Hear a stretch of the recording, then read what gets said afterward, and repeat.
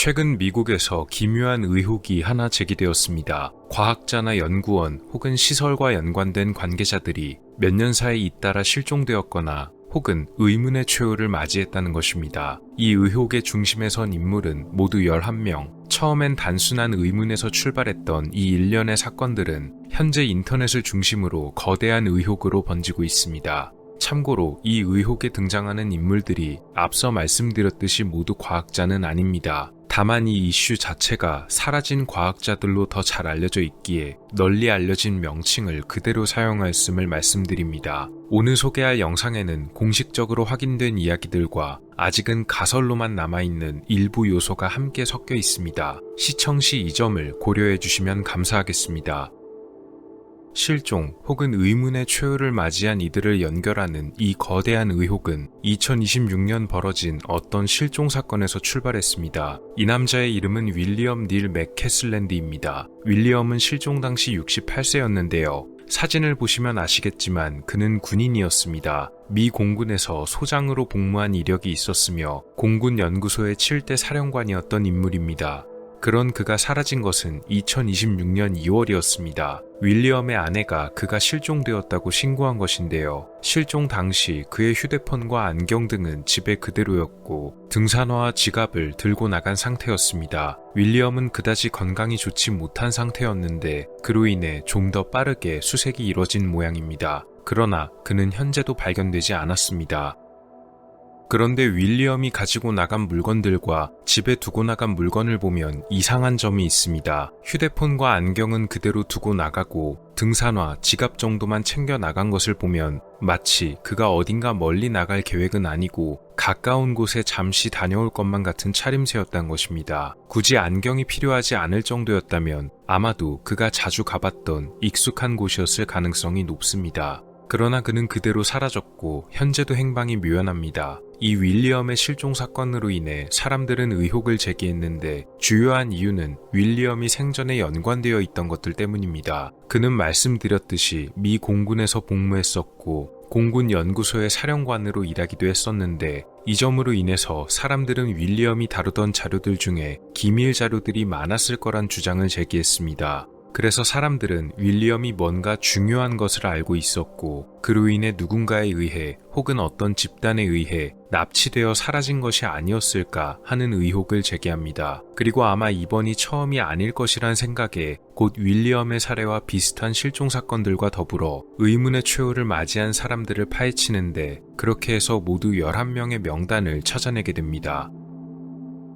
이 여성의 이름은 에이미 에스크리지입니다. 2022년 자신의 자택에서 목숨을 잃은 채로 발견되었는데요. 사건이 벌어지기 전까지 알려진 바로는 그녀가 반중력 장치를 연구하고 있었다고 합니다. 말 그대로 중력을 무력화시킬 수 있는 기술에 관한 것인데 에이미는 이로 인해 수많은 협박에 시달려왔다고 합니다. 사건 전까지도 무척 괴로워했던 것으로 보입니다. 공식적으로는 그녀에게 타살의 흔적은 없었다고 하네요. 이 사진 속 남성의 이름은 마이클 데이비드 힉스입니다. 그는 현재는 나사에서 소유 중인 제트 추진 연구소, 줄여서 JPL에서 일하던 과학자, 연구원이었습니다. 그는 2023년에 숨진 채로 발견되었는데요. 숨질 당시의 나이는 59세로 알려져 있습니다.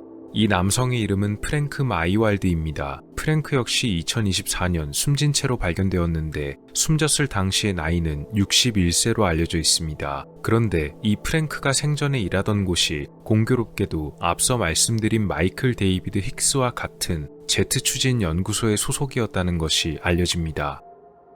또 기묘하게 연결고리가 있는 사람들이 있었습니다. 이 여성의 이름은 멜리사 카시아스입니다. 그녀는 2025년에 실종되었는데요. 핵에 관련하여 가장 유명한 연구소 중 하나인 로스 앨러모스 연구소에서 일하던 사람이었습니다. 다만 과학자나 연구원은 아니었던 것으로 알려졌습니다.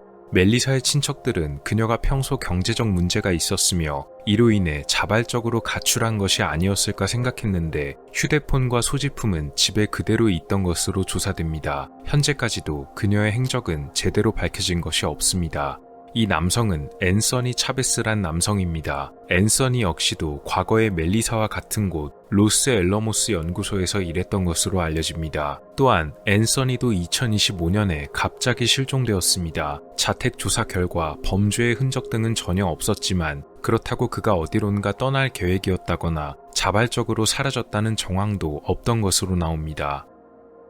이 여성의 이름은 모니카 하신토 레자입니다. 재료공학자로 일하던 연구원이었으며 로켓 엔진에 사용되는 초합금 재료를 공동 발명했던 것으로 알려져 있습니다. 그녀는 2025년에 실종되었습니다. 참 기묘한 것은 실종된 모니카 역시도 실종 전까지 제트 추진 연구소에서 일하고 있었다는 것입니다. 마이클 데이비드 힉스, 프랭크 마이왈드까지 제트 추진 연구소의 소속만 벌써 3명이나 되는데 이것이 우연의 일치인지는 의문입니다. 특히 모니카의 실종 과정 역시도 묘하기가 짝이 없습니다. 그녀는 2025년 6월 2명의 동료와 함께 캘리포니아에 위치한 앤젤레스의 구규림 지역을 방문했고 한창 길을 따라 하이킹을 하고 있었다고 합니다. 모니카는 동료들과 약 10여 미터 정도 떨어져 있었습니다. 동료가 뒤를 돌아봤을 땐 분명 손을 흔들며 잘 따라오고 있었는데 잠시 후 다시 뒤돌아보자 어디론가 사라져 있었다고 합니다. 방금까지만 해도 분명히 잘 따라오고 있던 그녀가 아주 잠시 동안의 순간에 완전히 실종된 것이죠. 이후 헬리콥터까지 동원해 수색을 펼쳤으나 현재도 그녀는 발견되지 않고 있습니다. 이 남성의 이름은 스티븐 가르시아입니다. 캔자스시티 국가안보 캠퍼스에서 일하던 남성인데요. 이곳은 캔자스시티 플랜트라고도 알려진 곳으로 미국 국가 핵안보국의 산하시설 중 하나입니다. 핵 비축물에 들어가는 비핵 부품의 대부분을 제조하는 곳입니다. 가르시아는 이곳의 계약 자산 관리자로 일하고 있었는데 장비, 물품, 문서 등을 관리하고 보관하는 담당자였습니다. 그는 2025년 8월에 실종되었습니다. 이 남성의 이름은 제이슨 토마스입니다. 스위스에 본사를 둔 제약회사 노바티스 소속의 연구원이자 화학생물학 부국장으로 일하던 사람이었습니다. 그는 2026년 3월 매사추세츠주에 위치한 콴나포잇 호수에서 숨진 채로 발견되었습니다. 타살의 흔적은 전혀 없었던 것으로 조사되었으나 그는 이미 3개월 전부터 실종 신고가 접수되어 있었습니다. 즉 2025년 12월에 이미 목숨을 잃었을 가능성이 있었는데요. 아내의 증언에 따르면 그가 우울증에 시달렸다고 합니다. 그런데 참 신기한 것은 제이슨이 발견되었던 이 호수가 그의 자택에서 그다지 멀리 떨어지지 않은 곳이었다고 하고 제이슨이 생전에 산책을 위해 자주 들르던 곳이어서 실종 이후 가장 집중적으로 수색을 벌였던 장소였음에도 3개월이나 지난 후에 그의 시신이 발견되었다는 것입니다. 또한 제이슨 역시도 휴대폰과 지갑은 두고 나온 채였습니다.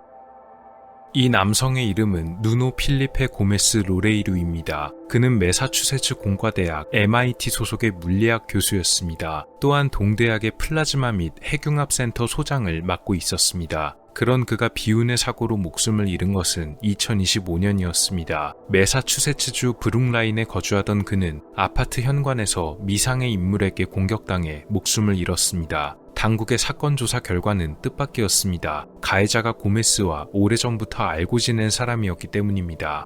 가해자로 지목된 것은 클라우디오 마누엘 발렌테. 그는 고메스와 같은 학교를 나온 동창이었으며 고메스보다 더 뛰어난 학생이란 평가를 받았다고도 하네요. 그는 이 사건을 벌이기 이틀 전에 이미 브라운 대학교에서 비슷한 사건을 벌이고 도주 중이었습니다. 이로 인해 2명의 학생이 목숨을 잃었던 것으로 전해집니다. 경찰의 추격을 피하던 마누엘은 고메스를 찾아가 공격하고 다시 도주한 뒤 끝내 그 역시도 숨진 채로 경찰에 발견됩니다. 애초에 그가 도대체 왜 이런 일련의 사건을 벌였는지 또 도주 중에 왜 갑자기 고메스를 찾아가 사건을 벌였는지 이에 관해 정확한 이유는 알려지지 않았습니다.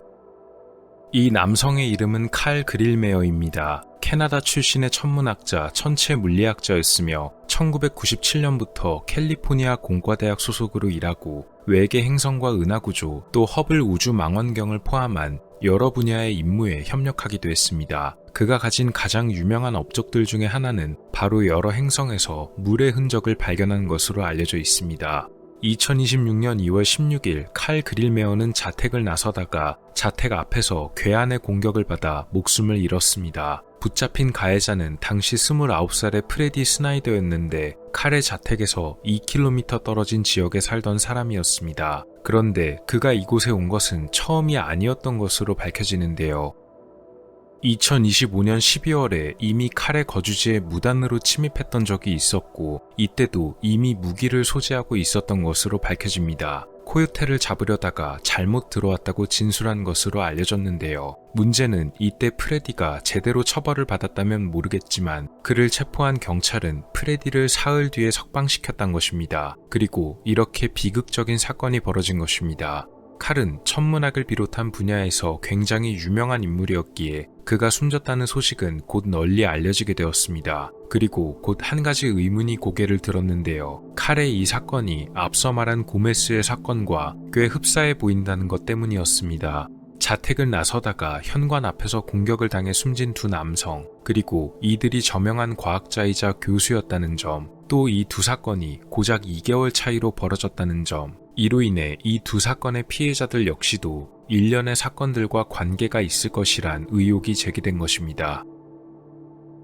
이렇게 하나의 의혹의 중심에 선 인물은 모두 11명, 각자 어떻게 보면 연관이 없어 보이기도 하지만 또 어떻게 보면 공통점이 보이는 것도 같습니다. 이 의혹은 인터넷을 중심으로 퍼져나가면서 결국 미국 정부의 귀에도 닿게 되었는데요.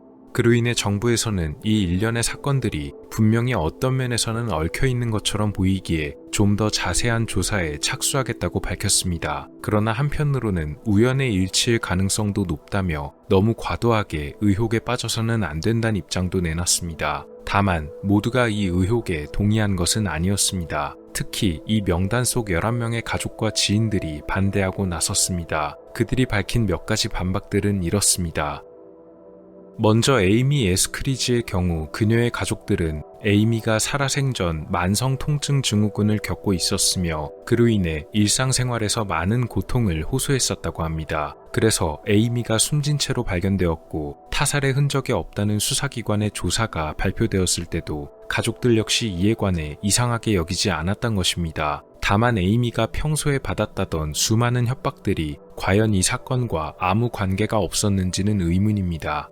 마이클 데이비드 힉스의 경우도 비슷한데요. 마이클의 자녀들은 그가 평소에 지병을 앓고 있었으며 자세한 사인에 관해서 밝힐 수는 없지만 그가 이런 의혹과는 전혀 관계가 없다고 단언했습니다. 또 마이클의 딸은 처음에 이 의혹에 대해서 듣고 난 뒤에 조금 황당하게 들린다는 반응을 보이기도 했다네요. 유족들은 마이클이 어떤 거대한 음모의 희생양이 아닌 훌륭한 과학자로서 기억되길 바란다고 말했습니다. 칼 그릴메어의 부인 역시도 의혹에 반박했습니다. 가해자인 프레디가 남편을 공격했던 것은 칼이 프레디를 경찰에 신고했다고 오해해서였던 것입니다. 처음 프레디가 경찰에 체포되었을 당시 칼은 프레디를 신고하지 않았지만 우연의 일치였는지 경찰이 출동해 프레디를 체포했고 프레디가 칼이 그를 신고한 것으로 오해하였으며 그로 인해 일어난 보복성 사건의 하나였을 뿐 다른 사람들의 실종과는 연관이 없다는 것이었습니다. 멜리사 카시아스의 경우 그녀의 친척들도 멜리사가 경제적, 재정적인 문제가 있었으며 그로 인해 평소에 많은 고민을 해왔었고 아마 그 때문에 어디론가 사라진 것이 아닌가 예상했습니다. 그리고 그녀가 로스엘러모스 연구소에서 일하기는 했지만 연구원이나 과학자가 아닌 행정보조 사무원으로 일했기에 의혹에 엮일 근거가 조금 약하기도 했습니다. 다만 그녀가 행정사무원으로 일했다고 해서 연구소라는 요소와 완전히 배제시킬 수는 없을 것입니다. 또 한 가지 이상한 점은 멜리사가 집에 놔두고 간 휴대폰이 그녀가 실종되기 전 공장 초기화 상태가 되어 있었던 것인데요. 만약 휴대폰이 초기화가 되어 있었다고 한다면 당사자인 멜리사가 초기화를 시켰던 것인지 혹은 또 다른 인물이 초기화를 시켜둔 것인지 또 초기화를 시켜둔 이유는 무엇인지가 의문입니다.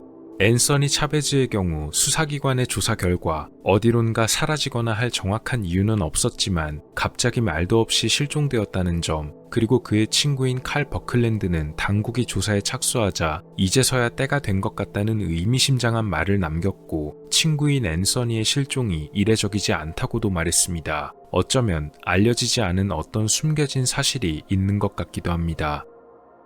미국의 회의론자이자 작가로 활동 중인 믹 웨스트는 인터넷을 통해 번지는 의혹에 관해 이렇게 말하기도 했습니다. 현재 미국에서 이런 항공 우주 및 비슷한 분야의 종사자가 전국적으로 그 수만 해도 약 70만이 넘어가고 그중 일부는 기밀 보안과 연관된 직책을 맡고 있다는 것, 또 의혹에 등장한 11명의 인물들이 실종되거나 최후를 맞이한 기간 동안 앞서 말한 종사자들 중 약 250명의 인물이 목숨을 잃었다는 것, 그것도 의문의 최후나 실종이 아닌 평범한 결말이었다는 것을 강조했습니다. 한마디로 의혹에 등장한 인물들의 최후 역시도 그저 어쩌다 벌어진 자연스러운 일의 하나일 뿐이란 것입니다. 종합하자면 이 일련의 사건들은 모아보면 연결고리가 있는 것처럼 보이지만 각각 떼어놓고 보면 그냥 개별적인 이야기가 있다는 것입니다. 즉 일반적인 음모론의 발전 과정과 비슷하다는 것이죠. 11명의 명단도 전부 과학자나 연구원은 아니었다는 점이 이를 뒷받침할 근거로 제시되기도 했습니다. 물론 이 사건들이 정말 의혹에서 그치면 다행일 것입니다. 다만 몇 가지 사건들, 그 중에서도 실종 사건들은 아직까지도 해결되지 않아 여러 의문을 자아내고 있습니다. 밝혀진 사실들에 따르면 그저 우연의 일치로 보이기도 하지만 그럼에도 불구하고 또 기묘한 상상을 불러일으키기도 합니다. 과연 정말 인터넷 시대의 또 다른 거대한 음모론 중 하나일까요? 아니면 뭔가 더 숨어있는 이야기가 있는 것일까요? 여러분의 의견은 어떤지 궁금하네요. 실종, 의문의 최후를 맞이한 11명의 기묘한 의혹에 관한 이야기였습니다. 오늘 영상은 어떠셨나요? 다음 시간에도 더 많은 이야기들로 찾아뵙도록 하겠습니다. 미스터리 큐브였습니다. 감사합니다.